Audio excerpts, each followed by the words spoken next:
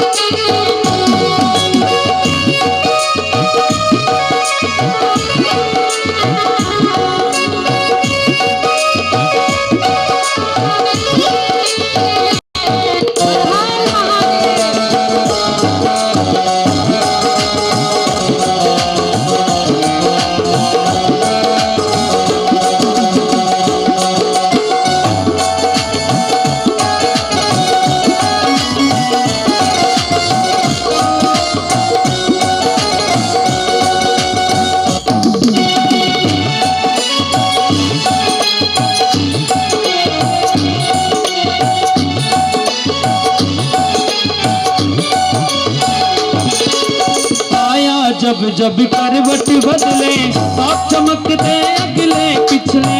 आया जब से करवट बदले, आप चमकते अगले पिछले। ओ पाया जब जब करवट बदले, आप चमकते अगले पिछले। आया जब से करवट बदले, आप चमकते अगले पिछले। ओ ये सब भक्तों का रखवाला,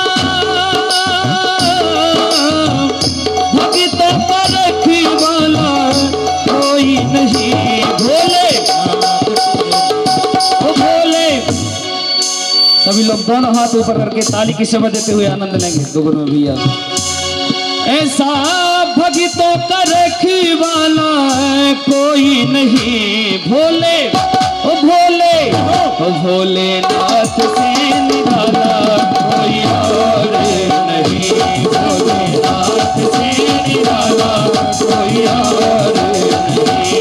शंभोनाथ से निराला कोई और नहीं। हो शंभोनाथ से निराला कोई और नहीं।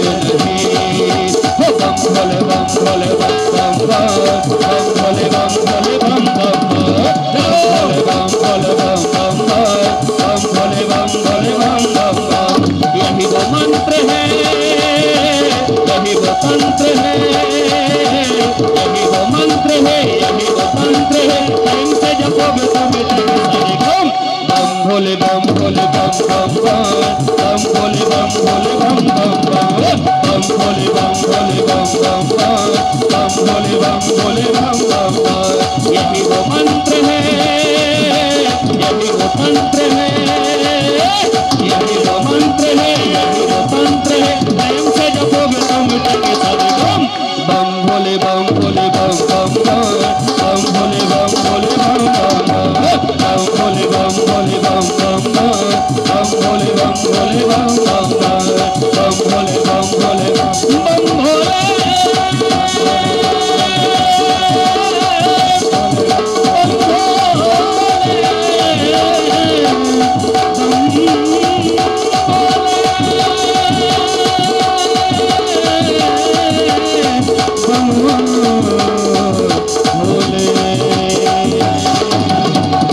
बोलिए देवाधिदेव महादेव की जय। श्री भूत भावन भगवान की जय। उमा महेश्वर भगवान की जय। हरे हरे महादेव शंभो। हम लोगों की आवाज तो खूब तेज सुना रही है, आप लोगों की सुनाई नहीं रही है। एक बार जोर से जयकारा हो जाए। बोले वृंदावन बिहारी लाल की जय हो। सभी लोग बड़े आनंदमय भाव से भजन का भी आनंद लिया। हमारे मध्य माननीय सम्माननीय परम आदरणीय श्री प्रवेश शुक्ला जी के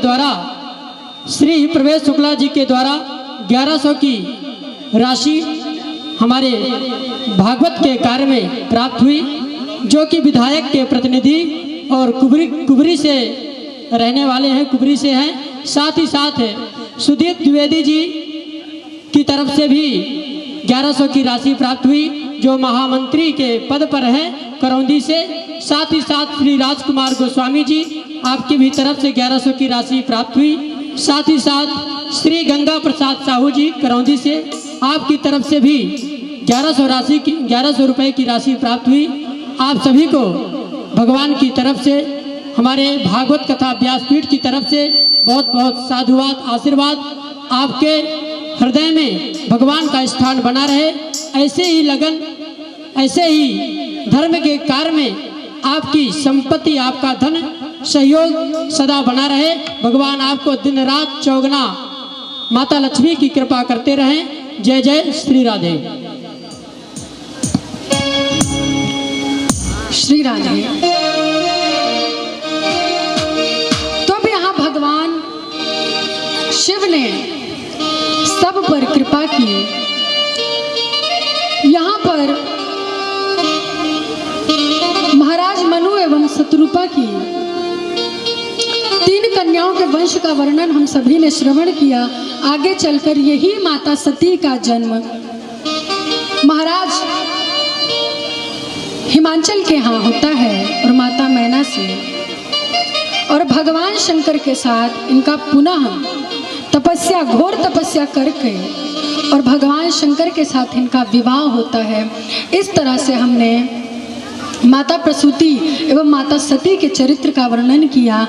अब आगे चलकर इन्हीं के 2 पुत्र हैं, उत्तानपाद एवं प्रियव्रत। तो सबसे पहले उत्तानपाद के वंश का वर्णन बताया गया है। तो श्री मैत्रेयी मुनि विदुर जी को सुना रहे हैं कि महाराज उत्तानपाद कौन है? हम सभी मनुष्य। उत्तानपाद का अर्थ होता है कि जो माँ के गर्भ में सिर नीचे और पैर उल्टा ऊपर करके जो होता है, उसी को उत्तानपाद कहा जाता है। और हम सभी माँ के गर्भ में उल्टे ही लटके होते हैं, इसलिए हम सब भी उत्तानपाद ही हैं। यहाँ महाराज उत्तानपाद की 2 पत्नियां हैं, सुनीति एवं सुरुचि। सुनीति एवं सुरुचि के एक पुत्र हैं। बड़ी रानी सुनीति है एवं छोटी रानी सुरुचि है। ये सुनीति और सुरुचि क्या है?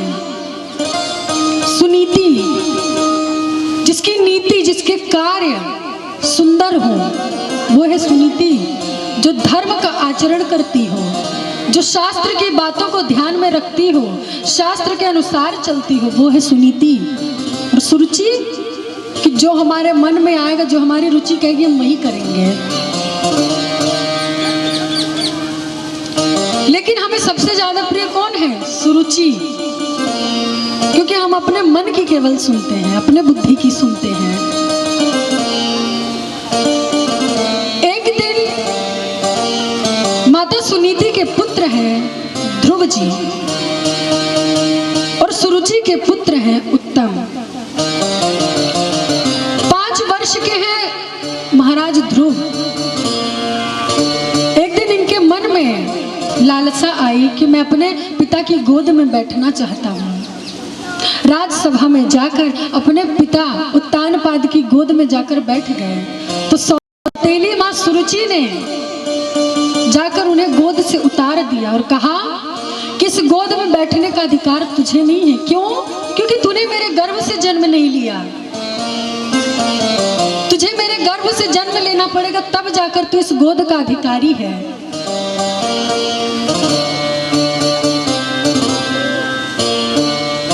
तो अब क्या ऐसा किया जाए कि सुरुचि के गर्भ से जन्म ले तू? तो बताया कि जाकर प्रभु की तपस्या करो और जब प्रभु प्रकट हो जाएं तो उनसे यही मांगना कि सुरुचि के गर्भ में, सुरुचि मैया के गर्भ से मुझे जन्म दीजिए ताकि मैं अपने पिता की गोद में बैठ सकूं। जब ये बात ध्रुव जी ने सुना तो आकर अपनी माँ सुनीति के पास रुदन करने लग गए। कंठ से कुछ बात नहीं निकल रही है कि मैं क्या कहूँ क्या नहीं, मेरे साथ हुआ क्या, नहीं बता पाते। लेकिन उनके साथ जो कुछ साथ की दास दासियां थे उन्होंने बताया सारी बातें। तो माता सुनीति ने क्या कहा अपने पुत्र से कि पुत्र, वो सौतेली माँ होते हुए भी उसने कितनी अच्छी शिक्षा दी तुम्हें कि प्रभु का ध्यान करो। जब तुम प्रभु का ध्यान करोगे, प्रभु की तपस्या करोगे, तब जाके तुम्हें पिता की गोद प्राप्त होगी। तो इस पिता के लिए जब तुम तपस्या करोगे तो तुम्हें परम पिता की गोद प्राप्त हो जाएगी। तुम मुझसे पूछते हो कि मेरा पिता कौन है माँ, मेरा पिता कौन है, तो आज तुझे बताती हूँ कि वही परम पिता है तेरा पिता। और तेरी माँ ने कुछ गलत नहीं कहा। जो शिक्षा आज तक तुझे मैं नहीं दे पाई, वो शिक्षा आज तुझे तेरी सौतेली माँ ने दे दिया। आज वो शिक्षा उस सौतेली माँ ने दे दिया। लेकिन ध्रुव जी 5 वर्ष के हैं, क्रोध के मारे जल रहे हैं कि उसने मेरा इतना अपमान किया, पिता की गोद से उतार दी, फिर भी माँ तुम उसी की बात, उसी का समर्थन कर रही हो। तो सुनीति ने मैया ने कहा कि उसने बहुत अच्छी शिक्षा दी, बालक तुम जाओ और जाकर भगवान की तपस्या करो और उन परम पिता को प्राप्त करो। ये है भारत भूमि की माता। कौन ऐसी माँ है जो 5 वर्ष के बालक को वन में भेज देगी भजन करने के लिए? हम में से किसी की इतनी शक्ति है कि हम अपने 5 वर्ष के बालक को भेज दें? किसी की है? किसी की नहीं। आजकल देखते हैं कि अगर बच्चे थोड़ी सी प्रभु का भजन अधिक भी करने लग जाए, माला झोली लेके बैठ जाए, तो माताएं टेंशन में आ जाती हैं कि कहीं साधु बाबा न बन जाए, कहीं संत न बन जाए। लेकिन ये माता सुनीति देखिए, जो अपने 5 वर्ष के बालक को इतने घने वन में भजन करने के लिए भेज दी। 5 वर्ष के छोटे से बालक हैं ध्रुव जी और निकल पड़े घर से। रास्ते में देवर्षि नारद जी ने देखा कि इतना सा बालक कहाँ जा रहा है। उसे पूछा कि तुम कहाँ जा रहे हो बालक, तुम इतनी छोटी सी उम्र में? ध्रुव जी ने कहा कि मैं प्रभु को प्राप्त करने जा रहा हूँ। तो नारद जी आश्चर्यचकित हो गए, कितना छोटा सा बालक है और ये वन में प्रभु को प्राप्त करने के लिए जा रहा है। अनेकों प्रलोभन दिए, बोले कि बालक, इस वन में तुझे भगवान नहीं मिलने वाले, बल्कि तुझे शेर, चीता, बाघ, भालू मिल जाएंगे और तुझे अपना ग्रास बना लेंगे। यहाँ देखो हजारों लाखों वर्षों से संत यहाँ तपस्या करते, लेकिन आज तक इन्हें प्रभु नहीं मिले, तो तुम्हें कहाँ से मिल जाएंगे? ध्रुव जी कहते हैं कि जिस प्रकार से छलनी में दूध दुहो तो नहीं ठहरता, उसी प्रकार से आपके जो ये उपदेश है वो मेरे मन में नहीं ठहरने वाले। मुझे माता सुरुचि की बातों ने ऐसा मेरे हृदय को छलनी कर दिया है। जब देवर्षि नारद ने देखा कि इनकी निष्ठा सच्ची है, कि ये प्रभु को प्राप्त करना चाहते हैं, तो उन्हें बड़ा सुंदर 12 अक्षर मंत्र दिया और कहा कि जाकर मधुवन की पावन भूमि मथुरा में जाकर तुम भजन करो। तत्तात गच्छ भद्रम ते यमुना याश तटम शुचि। यमुना के तट पर जाकर मथुरा में भजन करो।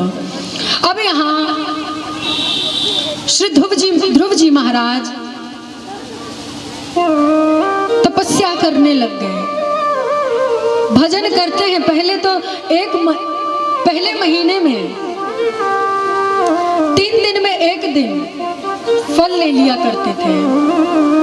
दूसरे महीने में 6 दिन में केवल 1 दिन, वो भी वृक्ष के सूखे गिरे हुए पत्तों को खाया करते थे। तीसरे महीने में वो भी बंद कर दिया, केवल 9 दिन के अंतराल में केवल जल पीकर रहते थे।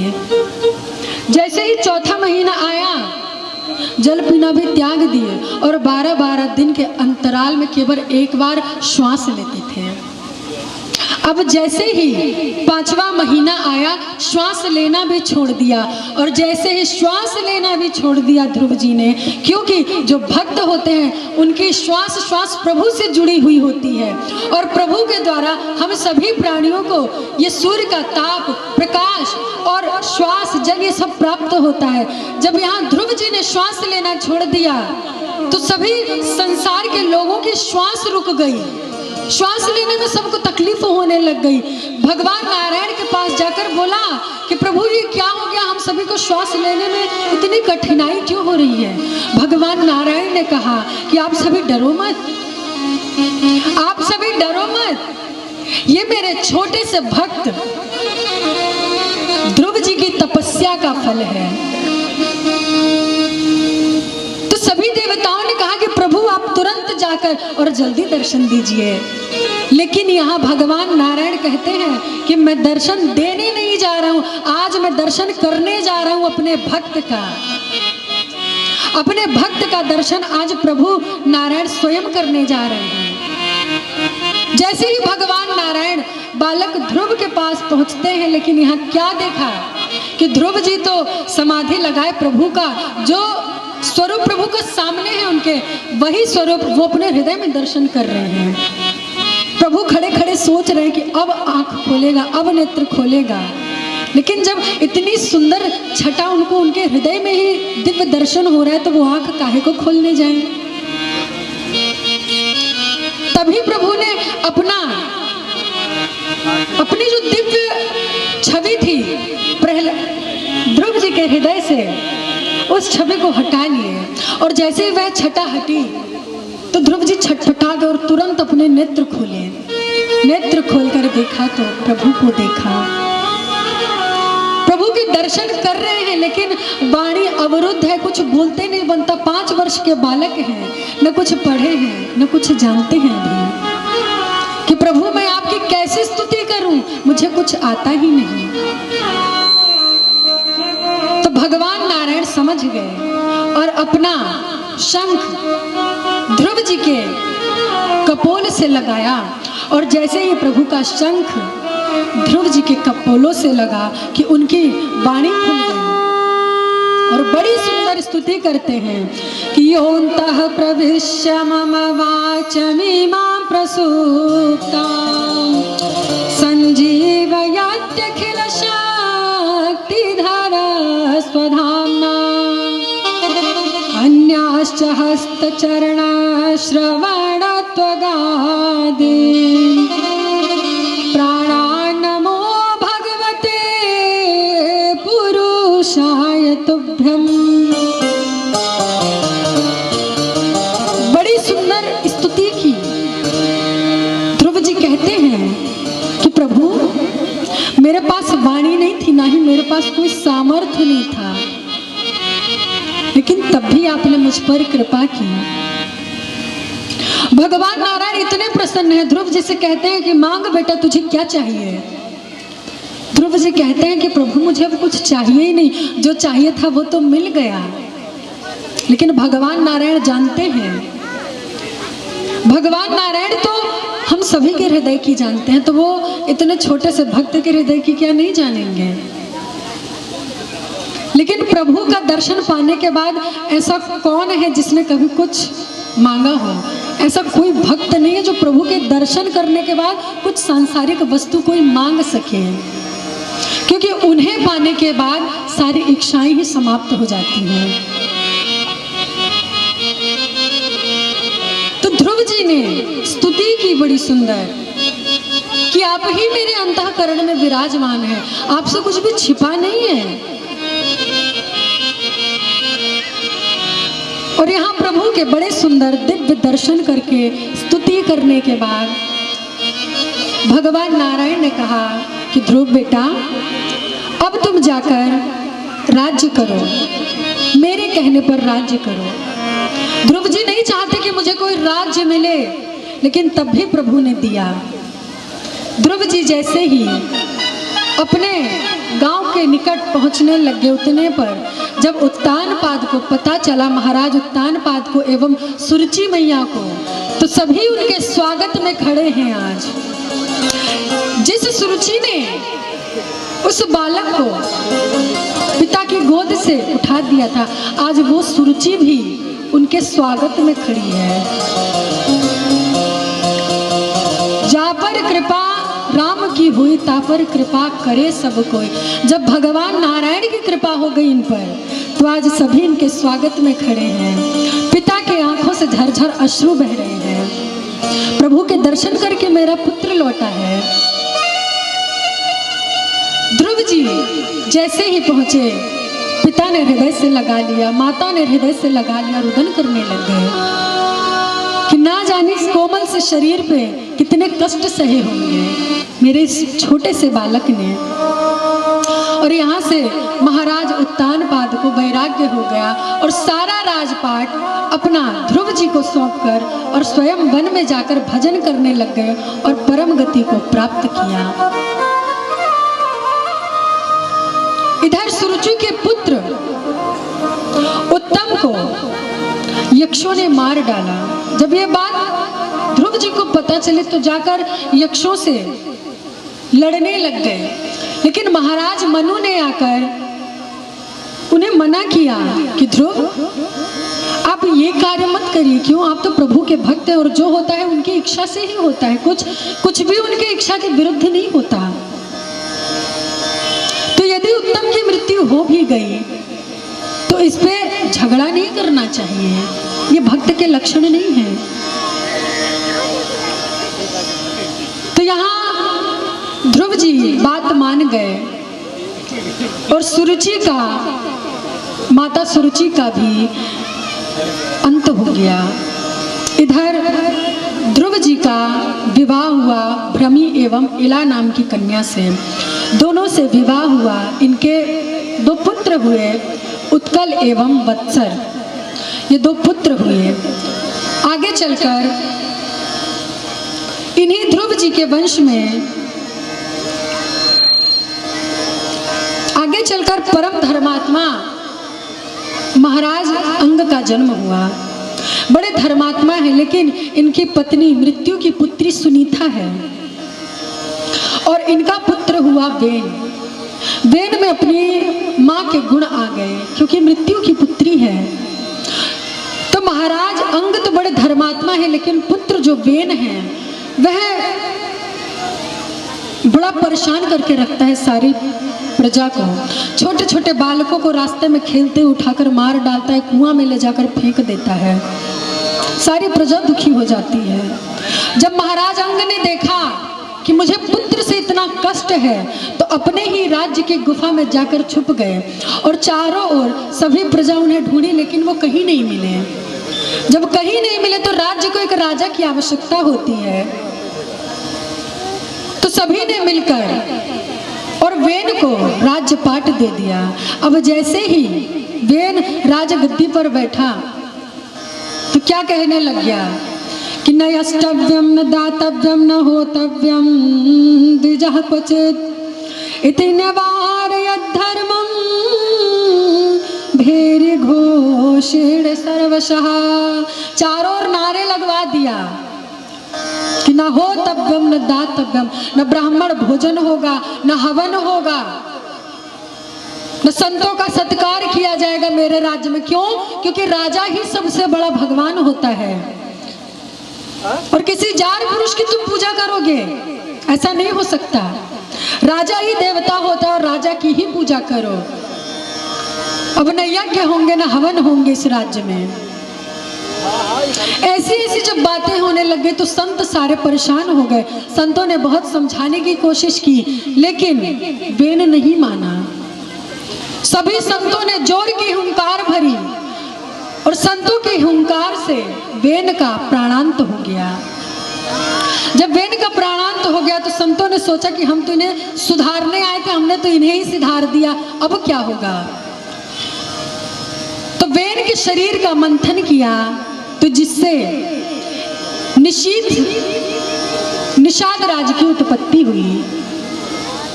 निषाद राज जैसे ही उत्पन्न हुआ पूछने लग गए, मैं कौन हूँ? तो सभी संतों ने कहा कि निशीथ अर्थात शांत बैठ जाओ। यहीं से निषाद राज की उत्पत्ति हुई। आगे चलकर वेन की जंघाओं का मंथन किया गया, जिससे महाराज पृथु एवं महारानी अर्ची का जन्म हुआ। इनके हाथों में शंख और चक्र का निशान बना हुआ था। सभी संत समझ गए कि ये तो साक्षात प्रभु प्रकट हुए हैं, और इनका बड़ा सुंदर पाद प्रक्षालन किया और इन्हें राजगद्दी पर बिठाल दिया गया। लेकिन यहाँ महाराज पृथु बैठे जैसे ही गद्दी पर, लेकिन धरती माता ने सारा जितना भी अन्न और धन था सब अपने गर्भ में छुपा लिया। महाराज पृथु ने